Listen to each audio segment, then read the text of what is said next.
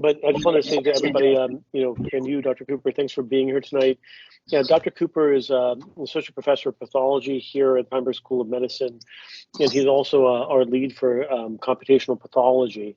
And he focuses on computational pathology, digital imaging and AI in malignancies. And we're very excited that you'll talk about computational path. And I think it's really been evolving logarithmically, and we're going to see a lot of use here at Northwestern, and we're already seeing a lot of use in other places. So thanks again, Lee, and please go ahead. Thanks for having me. So here's kind of an overview of what we'll talk about today. This is not going to be a urology or prostate intensive presentation. It's just going to be kind of a high level overview of this area of research and technology, and sort of providing some driving use cases with some of the projects we've had in other diseases here. So I'll talk about first whole slide imaging and digital and computational pathology, and then some of the important limitations in AI. There's a lot of buzz and hype about this technology, and I think the term intelligence can be very misleading. So I want to try to kind of create a realistic impression about what this technology can do, and how it's different from humans, and how humans and machines can complement each other. So for applications, I'll sort of show you two flavors of computational pathology analyses. One learns from patient level labels without going into the actual images and annotating structures. You just have images go in and predictions come out. And we'll talk about a model we developed to predict clinical outcomes for glioma patients. And then we'll show you a different flavor, which is more based on using the machine learning to identify and delineate structures, and then to build on top of that predictive models that are rational and designed in a very intentional way to represent biological or clinical concepts. And we'll show you an example from breast cancer. Then I also want to talk about the implementation of digital pathology at Northwestern Medicine and some of the changes that are going to be coming up, as well as our research slide scanning that we're doing. So digital path has been with us for a long time. I've started working with these images in 2005, but it's only been recently in 2017 that this was approved for use in primary diagnosis. Before that, it was essentially just use in research only. So, what these machines do is essentially consume a single glass slide and produce an image that has several billion pixels, and that's typically done in less than a minute. You see this wheel here, it's queuing because, or it's a little choppy because I'm on a slow connection. But, what happens is you get this digital image and it has multiple resolutions stored in it, and it allows the pathologists to, review these things remotely through a network connection, and to seamlessly zoom through and pan through the images, and to do their diagnosis in a digital fashion. And that creates a lot of opportunities, and we'll talk about all of those opportunities. And we're really just in sort of the early phases of diagnosis. Some of the costs associated with storage and IT have been really a big inhibitor of adoption of this technology. I'll talk a bit about that a little bit, but there are very few sites here in the U.S. That have a full digital pipeline. In Europe, it's actually quite common. So we're working in that direction. What attracted me to this field as an engineer is I think that, pathology has unparalleled scale and complexity. And if you look at, not just other areas of medicine, but other areas of data, it's just tremendous what the pathology lab is. It's essentially just a data factory. So we have the whole slide imaging, obviously sequencing as well. These are big changes that have happened very recently.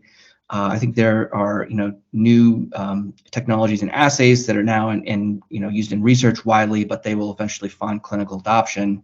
So multiplex immunofluorescence and single cell sequencing, and so the data is only going to get larger and more complex.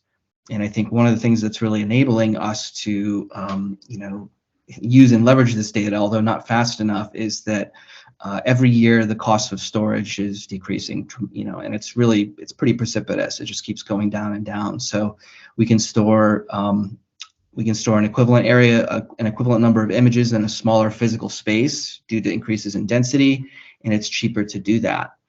And so I'm very optimistic that even though it's maybe a stretch now, 5 years from now, 10 years from now, the storage is not going to be such a limiting factor.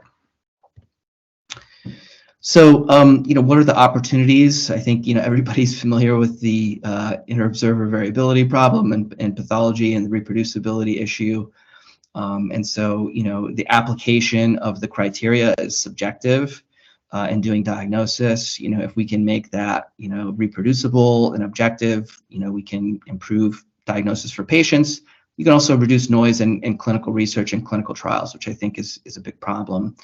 Not only are the rules applied subjectively, they're based on, subjective measurements. And so I think another thing we can do is to start using, quantitative image analysis tools to make reproducible measurements and to build, more objective, criteria using those reproducible measurements that are quantitative.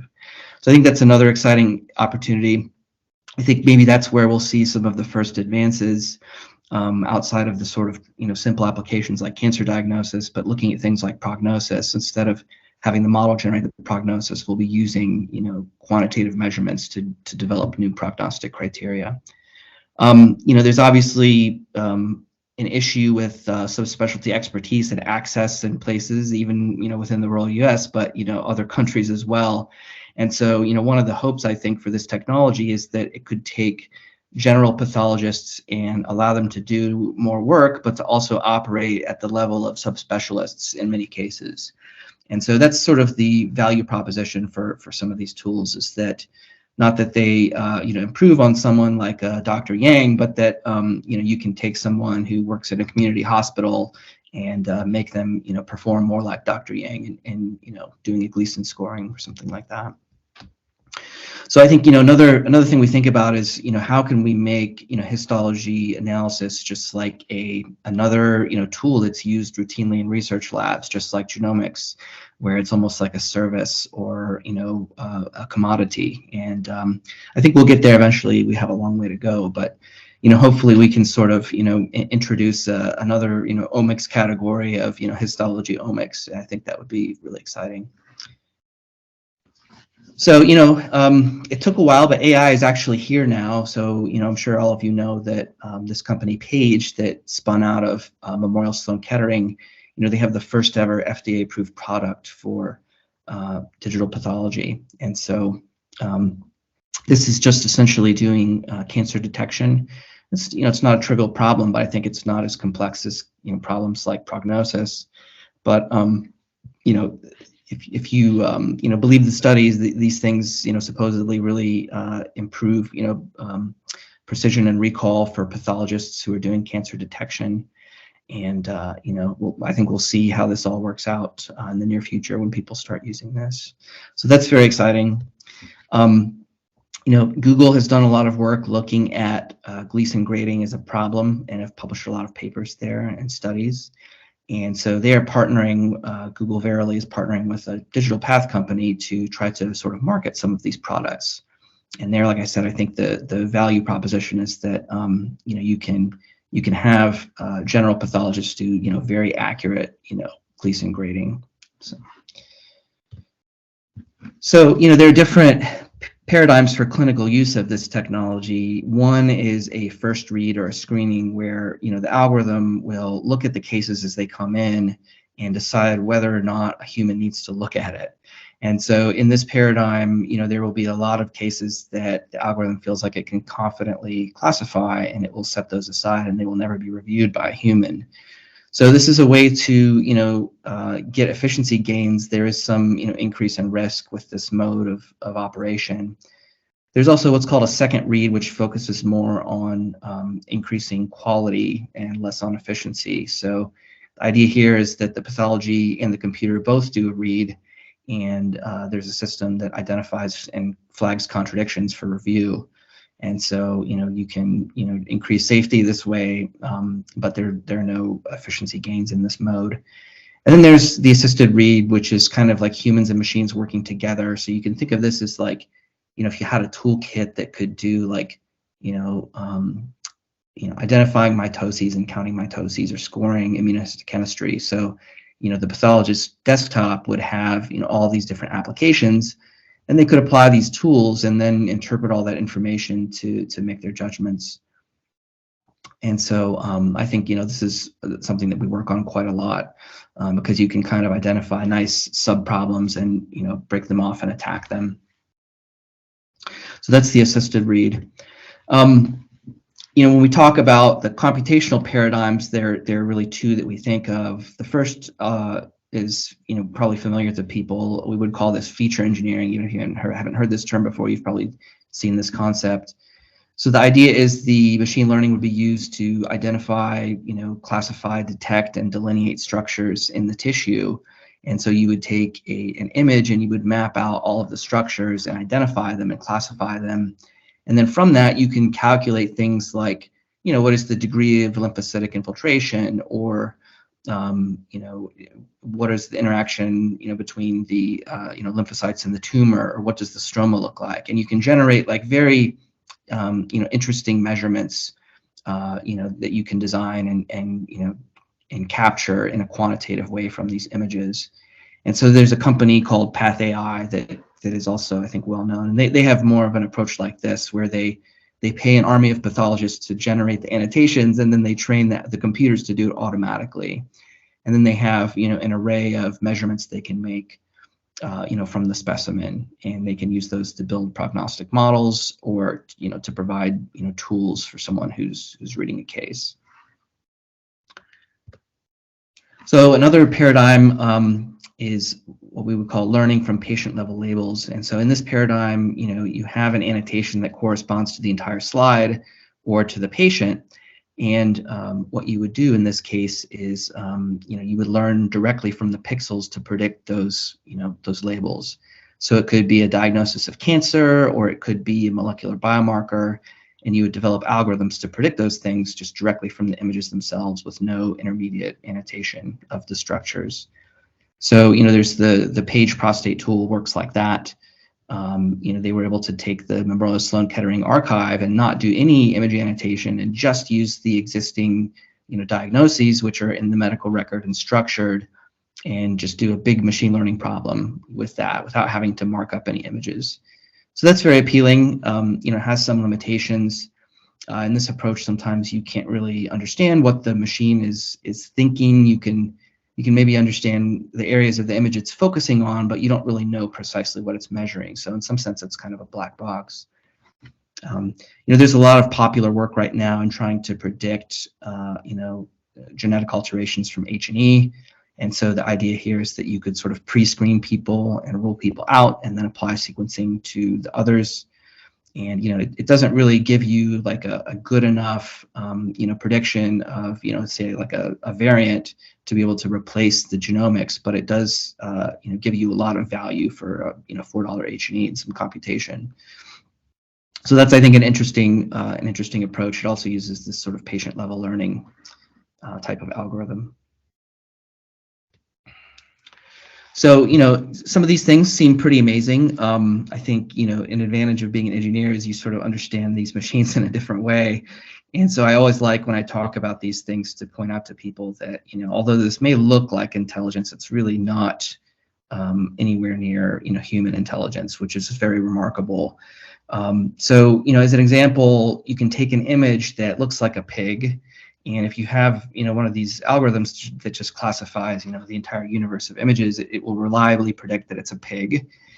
You can take that image and you can add some small imperceptible amount of noise, shown here is like static, and you get the image on the right. And now, the algorithm thinks this is an airliner.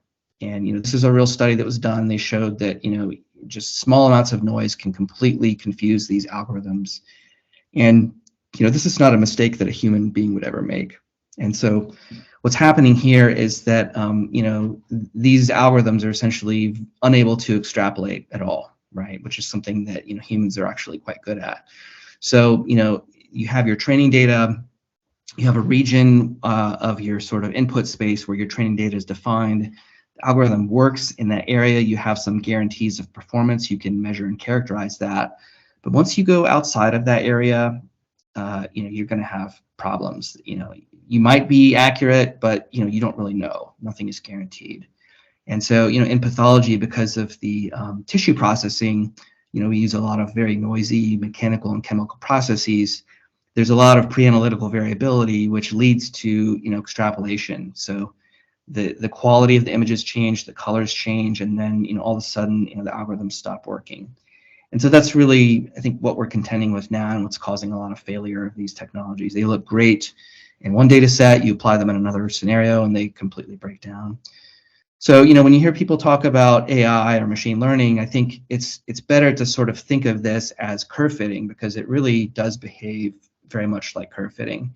There's no real intelligence. There's certainly no understanding of causality inside these machines or algorithms. They're just, fitting curves, but instead of fitting curves to, Excel spreadsheet, they're fitting curves to images, which is pretty amazing, but, it still has those limitations of curve fitting. So, really the secret to, making these algorithms good is to have a very large amount of data. And so, some of the things that are challenging to get in large volume are things like annotations of images from, pathologists.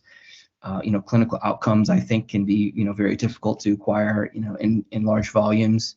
I think slide scanning is getting easier and easier, but it's sort of the other data that I think limits us many times. Another thing about this fact about, big data being so important is that problems that are relatively rare, where it's hard to generate an abundant number of examples, something like a rare diagnosis or a rare histological subtype, that's going to be really hard to deal with. And, but those things happen, obviously in practice. And so, that's a place where I think, algorithms are going to have a lot of problems. But all of these things that are sort of weaknesses for algorithms, people tend to be very good at. Pathologists can recognize when they're seeing something that's extremely rare. Maybe they haven't seen it before, maybe they've only read about it, but they can sort of, figure that out using, their recall. And so it's a very different type of intelligence that humans have. So no, we're not going to be replacing humans, which I think is reassuring. So let's talk about these sort of feature engineering approaches first, looking at this breast cancer problem. So we have a student who is interested in machine learning, but he's also very interested in breast cancer biology. And so his entire PhD, he really set out to develop algorithms that could describe the tumor microenvironment and all of the components and interactions that you would find, in a breast cancer slide. And looking at things like, what's happening in stroma, what's happening with the epithelium, and, what are the immune cells doing. And so he set about to, build this model in a way that would allow him to ask specific questions and, investigate these topics. And so what this started off as was, we generated a team of medical students all over the world, and pathology residents and pathologists, and we asked them to come and join us and annotate data. And so we came up with a protocol that allows us to assign hard cases to pathologists, easy cases to medical students, and then to have the residents and the pathologists review everything. And so we were able to generate, about over 200,000 annotations of cells and tissue regions. And then what that allows us to do once we have that data is to, train algorithms to do this task very reliably. So I won't get into this. I mean, there's just a lot of boring technical details about how this is done, but it was successful. We released these data to the public. This is the largest data set of breast cancer annotations that exists currently, and it's used in a lot of benchmarking procedures. So, what allows us to do this is that we have this platform we've developed with funding from the NCI with my colleagues from Kitware and Emory University. And this is essentially a centralized server that hosts the digital pathology data, and it allows us to, work with people who have a, just a web browser to view and annotate images. So we store these on, Amazon or on our local server, and then people, log in remotely and can work with the images and annotate them, and we can also kind of see what's going on and keep track of the study. And this just really makes the logistics of doing these annotation studies much easier. So this tool is open source. We've, I think, invested over $4 million in this. It was recently picked up by NVIDIA. They're using it in one of their pathology AI tool development projects. So we're very excited about that. We hope that, with their support and funding, this will continue to improve as a tool. So, once we had all this data, we were able to build models that do this annotation automatically. And so what I'm showing on the left is just part of a whole slide image where the tumor is shown in dark pink, the stroma is shown in light pink, and then, the immune infiltrates are shown in shades of blue. And so at every pixel, we classify the tissue region, and then we classify and delineate individual cell nuclei. And so we get this really rich map of, essentially what's going on in the tumor, and it's very accurate. We don't have a lot of specimens that have normal tissue on them, and so that part is not very good. But when we're looking at highly rich tumor slide, we have very good accuracy in mapping out all these components. So from these maps, we can generate quantitative features that look at things like how are the lymphocytes aggregating, what is their proximity to the tumor? Are they in among the tumor nests? Are they outside? What is the morphology of fibroblasts that are adjacent to areas of tumor? All kinds of features that we can measure that look at characterizing things like collagen and maybe things that might inhibit invasiveness of the cancer. And each one of these measurements can be designed with a specific intent or purpose, and so that allows us to have a model that's interpretable, but also to sort of test hypotheses about prognosis, which is, I think, exciting. So we came up with a computational grading scheme, and we compared this to the manual Nottingham grading. This was done in a data set from the American Cancer Society. It's a big cohort study they have of 1,700 breast cancers. And so, we see that when we build models using grade and IHC scoring, and compare with Nottingham grade and computational grade, we get a much better separation using these computational measurements. If we look specifically, for example, in Nottingham grade 3, and we try to reassign these patients, we can see that we can take patients that have an outcome more consistent with grade 1 and identify those and separate those out. So even within these Nottingham grades, we can really separate out people that look similar to the pathologists but have very different outcomes. And I think we're very excited about that as a result. When we build these models, we have weights for the different variables that go into these predictions. This print is very small. I won't go into details, but we have different groups of features that correspond to things like immune or stroma or epithelium, and so we have those color coded, and we can see what are the sort of positive and negative predictors. When we look at the scoring we use to generate these prognostic groups, they're predictive of outcome independent of other factors like stage or screening in breast cancer. So this work is ongoing. We're validating this in a study called the PLCO, which has a very large breast cancer cohort. So that work is ongoing. Okay, let's talk next about more of this patient-level learning approach. And this was some work that we did back in 2017, looking at how we can learn clinical outcomes directly from images. And so we took a model that's usually used for image classification, and we did a little bit of mathematics, and we were able to marry that with a regular Cox regression model that you would use for biostatistical analysis. So it's essentially a biostat survival model, but it can read images and predict outcomes. We built a model that can consume both H&E as well as some genetic biomarkers, and we compared this with human grading and also human grading plus biomarkers, and we showed that this machine is able to grade gliomas essentially as well as humans in this TCGA data set. And this is without really doing any description of the scene or annotation of these images. So, this model is somewhat of a black box, but what we can do is to use it to sort of paint the entire slide with colors that indicate, areas that correspond to high-risk patterns or low-risk patterns.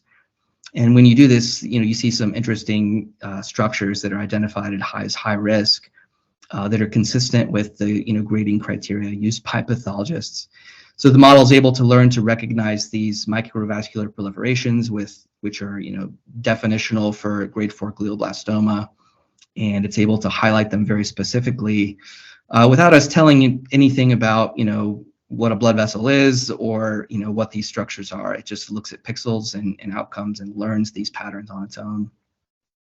So this was some validation that I think was very interesting. We also found that the model tends to look at edema and associate that with worse outcomes. But you don't really, it's looking at these edematous regions and it's saying these are high risk, but you don't really know what it's thinking. So there's a possibility that it may be confusing this edema with necrosis, for example, or with other structures. We just don't really know. So this is an interesting result, but it's you can't really say what the machine is thinking. You can only say where it's looking when you're using this paradigm. Anything that we can do with images, we can also do with genomics. So a lot of these survival modeling techniques, we first evaluate them using like gene expression data. And so we can take gene expression profiles and we can try to learn from these to predict outcomes and do things like identify pathways that are enriched with important gene expression variables. And so this is something that is also ongoing, but pretty much any of the data that's generated in pathology, we can apply machine learning models to those. So this is a study we did with our chair, Dr. Bratt, where we looked at oligodendrogliomas and found that these Notch and PI3 kinase pathways were really focused on by these machine learning models and learning to predict outcomes. Okay, so let's change gears here now and talk about what's going on at Northwestern Medicine with digital pathology and some of our implementation projects that we're doing.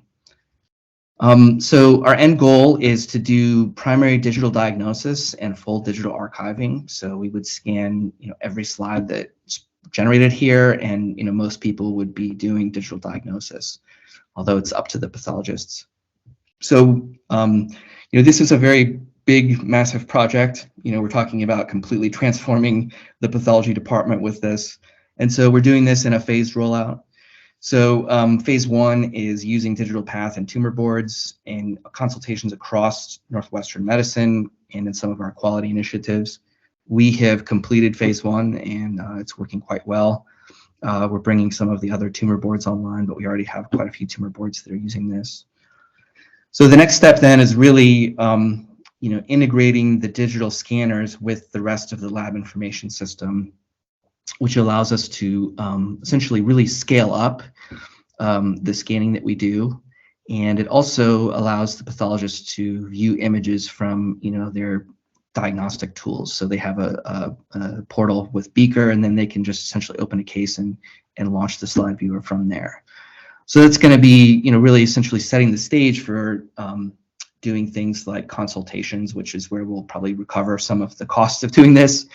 And it sets us up for primary diagnosis, which is really the ultimate goal here. So that will be phase 3. We don't have a timeline for when that's starting. Phase 2 is already underway. But hopefully within some limited areas, maybe prostate cancer, we'll start doing primary diagnosis with digital. We have scanners at 6 of our medical labs. We have high throughput scanners at NMH and CDH. We have low throughput scanners at Del Norte, Kishwaukee, Lake Forest, and McHenry.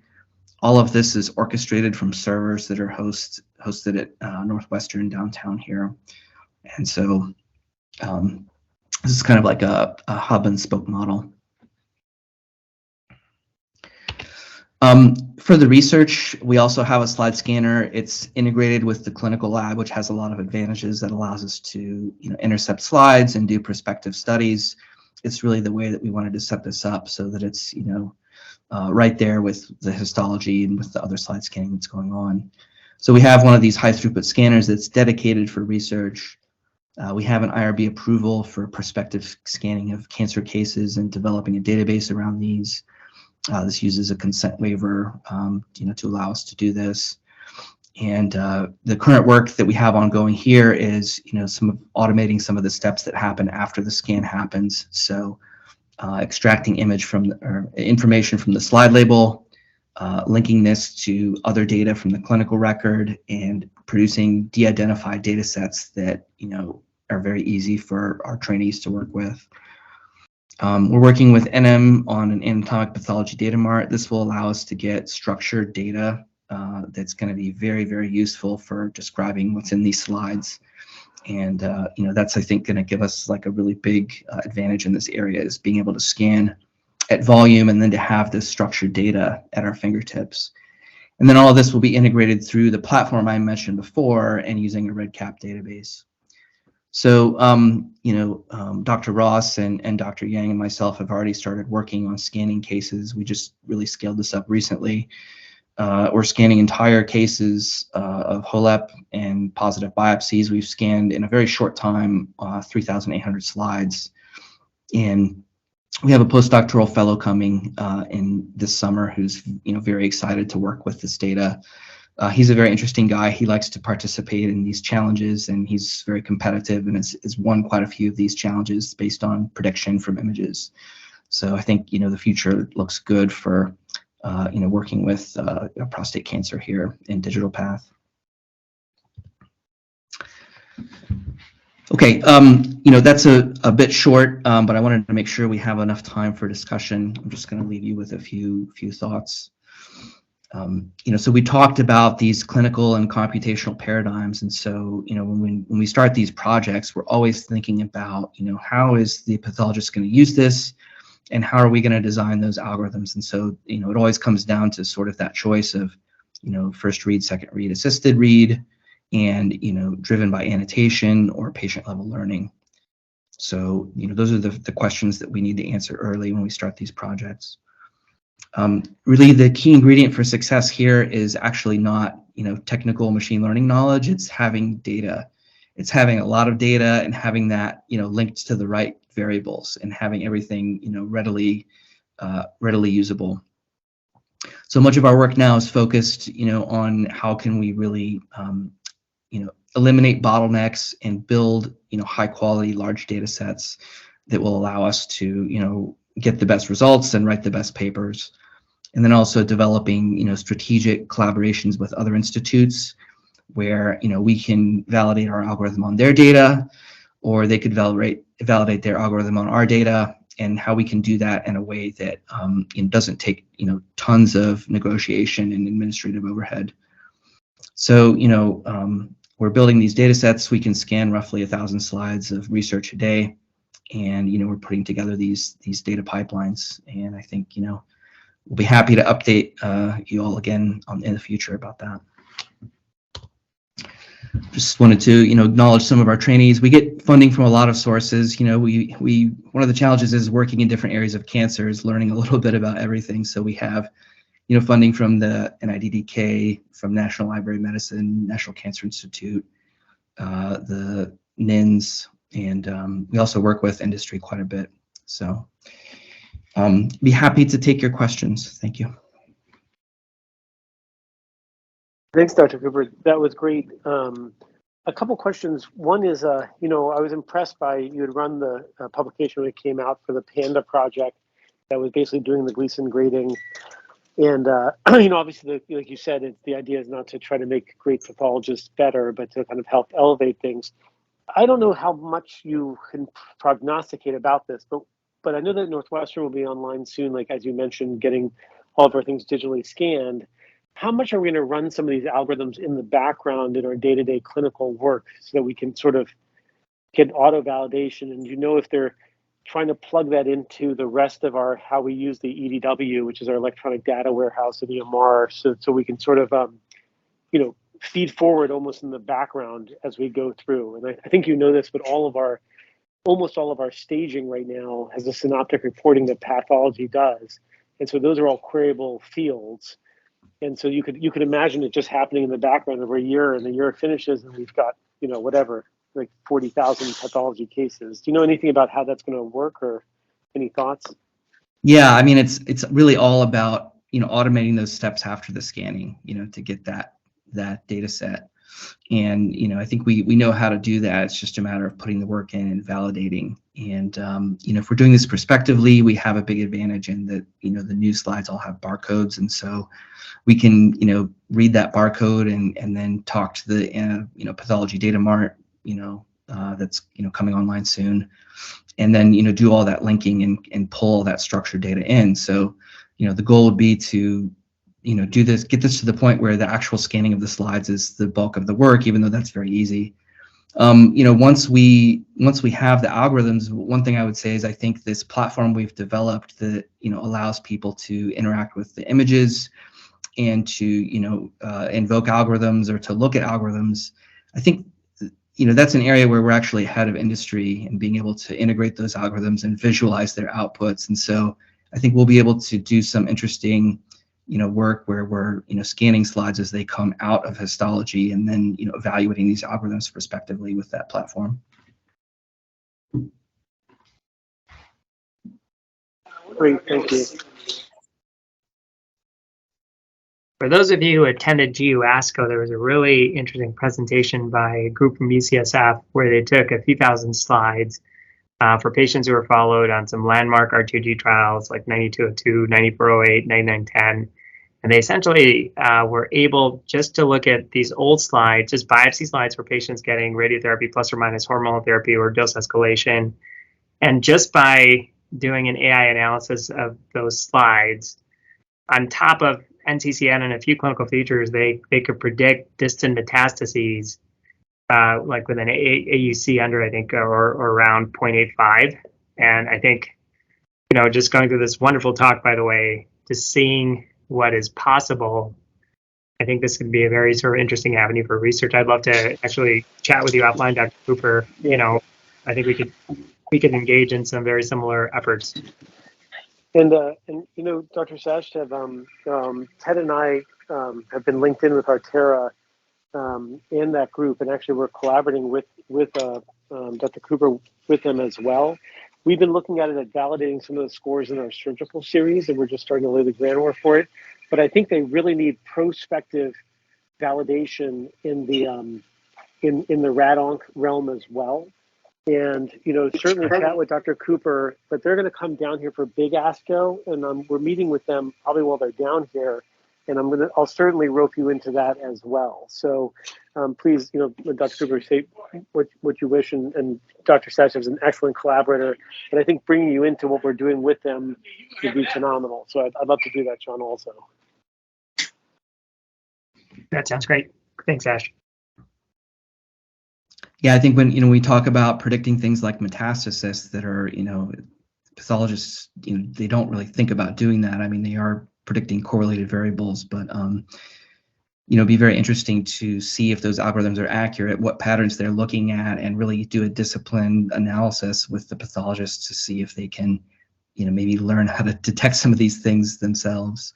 Or maybe they're patterns they already appreciate and they just don't attribute them to, you know, metastatic potential. Anyways, if there's no more questions, thanks again, Dr. Cooper, for being here. Thanks everyone for their attention, and you know, everyone can have a great evening. I think we have our next talk next month. Dr. Sachdev, we certainly, Cooper's been helping us with a ton of prostate cancer projects that we're just launching, so we'll definitely get you linked in with us. I think there's a lot of exciting things to do, and thank you all for your attention, and thanks, Dr. Cooper, for being here. Thank you all. Good evening.